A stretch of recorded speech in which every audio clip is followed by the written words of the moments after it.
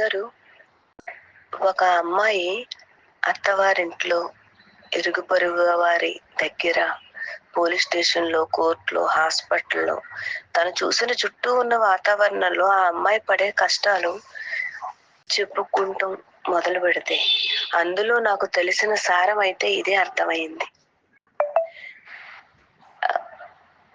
వీళ్ళ చేత సాధ్యమైనంత వరకు పనులు చేయించుకుంటారు బానిసత్వానికి దగ్గరలో. ఇంకా అంతకు మించి వాళ్ళు ఏమైనా తిరగబడి వెళ్ళిపోతాము విడిపోతాము అంటే ఎవడో ఉన్నట్టున్నాడు, తగులుకున్నట్టున్నాడు, అందుకే పోయింది, పోతానంటుంది అని చెప్పి అంటారు. ఎందుకు గురువు గారు? మిమ్మల్ని చూస్తూ ఆలోచిస్తే నాకు ఈ విషయం అర్థమైంది.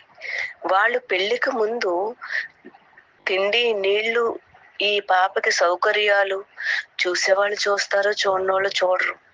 డబ్బు జాగ్రత్త పెట్టి ఆ డబ్బుతో పెళ్లి చేస్తారు. పెళ్లి చేస్తే ఆమె నేర్చుకున్న విద్య భర్త పక్కన పడుకోవడమే కదా. ఇల్లు గుమ్మాలు తుడుచుకోవడం, అంట్లు తోముకోవడం, వంట వండుకోవడం, అతని పక్కన పడుకోవడం. కాబట్టి వాళ్ళు నేర్పిన విద్య అదొకటే కాబట్టి అదే చేయగలదామే అని. పెళ్లికి ముందు బతుకు తెరువు నేర్పించకుండా పెళ్లి అయిన తర్వాత భర్తతో సంసారం నేర్పిస్తే బతుకులు ఇలాగే ఉంటాయి.